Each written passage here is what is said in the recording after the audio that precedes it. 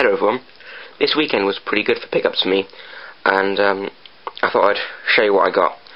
So first up we have a sealed copy of Crescent Suzuki Racing on PS2.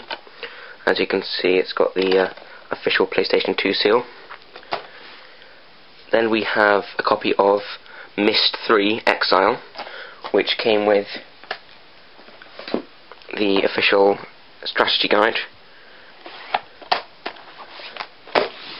Then the last PlayStation 2 game, Wipeout Fusion, and those were all in really nice condition.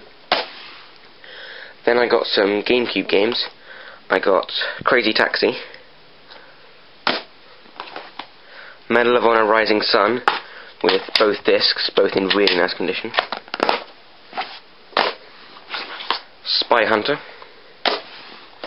SSX Tricky,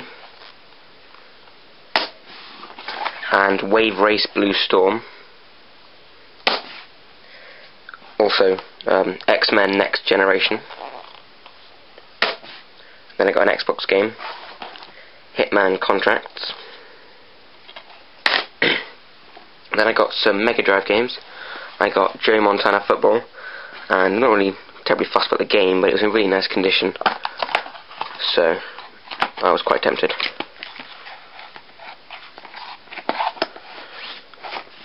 Then I got F1, and finally Cosmic Spacehead, which unfortunately doesn't have a tag, but it's one of those special Codemasters games cartridges. Then I got some NES games. I got Captain Skyhawk, which is also got the manual with it.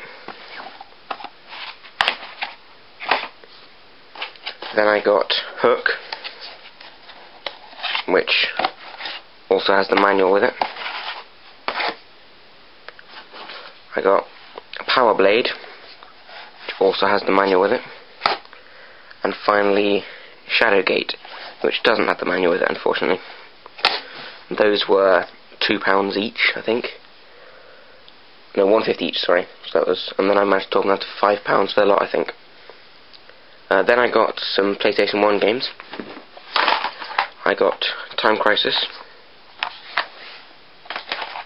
Parappa the Rapper,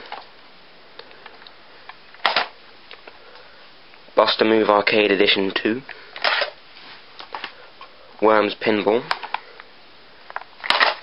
and finally the X-Files.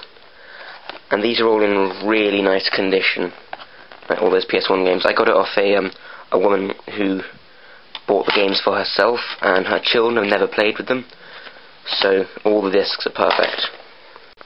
Then I got an AV cable for my NES, so that I didn't have to use the RF and could get better signal. And now some of the really good stuff starts coming. I got a PS1 arcade stick. It's not official, it's ASCII-ware, however that's pronounced, but I thought for Tekken and that, this would be really good, and as you can see it's stylized after the original PlayStation. It does say Sony Computer Entertainment on the back, so I don't know if it's an official third-party one, but regardless, that was quite cheap. I think I got that for £1. Then I got some books. I got a Time Splitters 2 complete guide from X-Gamer. Then I got a Nintendo DS Essential DS Games guides even. Then I got an Ultimate Nintendo DS Cheats, Codes and Secrets, which is really thick. And finally I got Pokemon Mystery Dungeon Strategy Guide for Explorers of Time and Explorers of Darkness.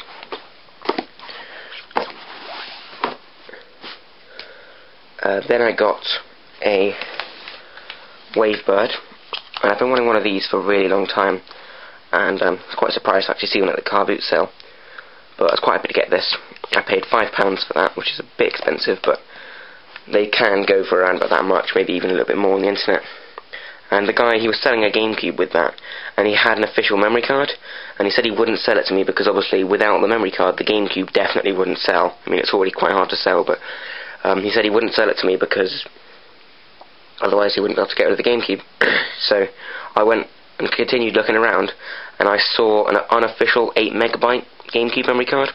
So I bought that for like 50p, and then took it to the guy, and then said, "Here, I have a memory card for your GameCube. Please will you sell me the one you have for £2?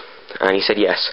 So in total it cost me £2.50, but I got an official Nintendo GameCube memory card. And on that same stall, the guy had something which is really awesome. I could not believe this. There was a boxed Super Nintendo controller in really nice condition. This is from 1992. There's not really much to show inside. It's literally just a box stuffed with a controller. But I got that for £4, which is just ridiculous. And at another stall, I actually managed to get a modem adapter for the officially for the GameCube, and that's really cool. And it's actually still sealed on that side. And that was, as you can see, £1. Then I got some loose PS1 discs. The guy just had a big, like, kind of like a ring binder. I can't remember the word, but a big case which you can hold CDs in, and they were all full of games. So I looked through, and I got the ones that I thought looked good. I got Silent Hill, and then one of my all-time favourites, Soul Blade, and then Metal Gear Solid Disc 1 and 2, and I got all of them for £2. Shame there's no cases, but I'll have to get some from a shop.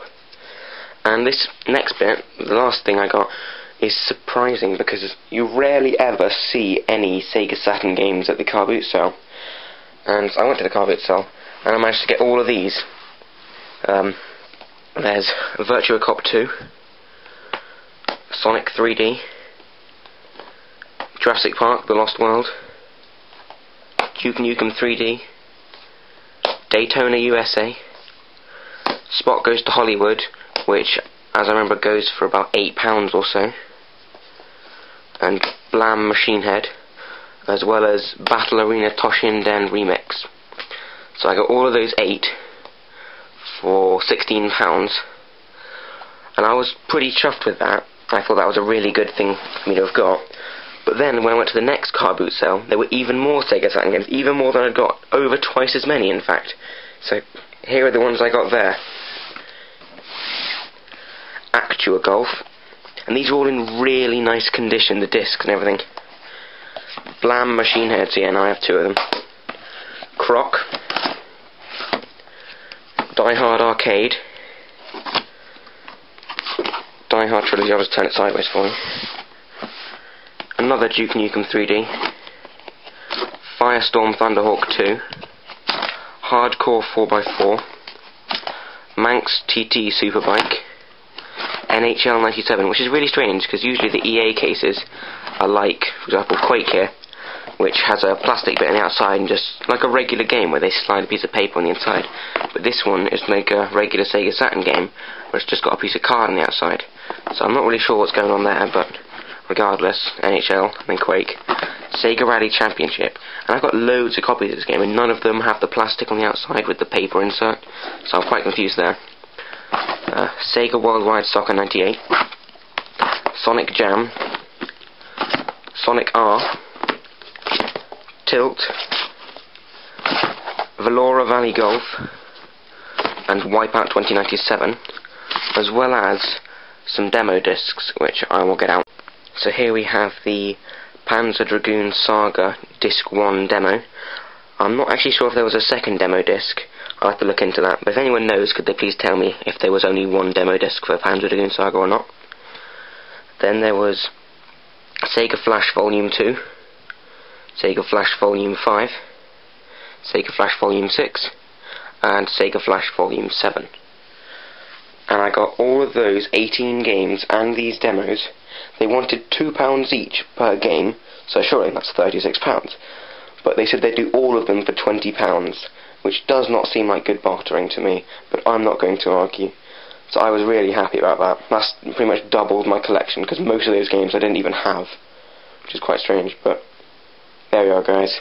That's my pickups from this week.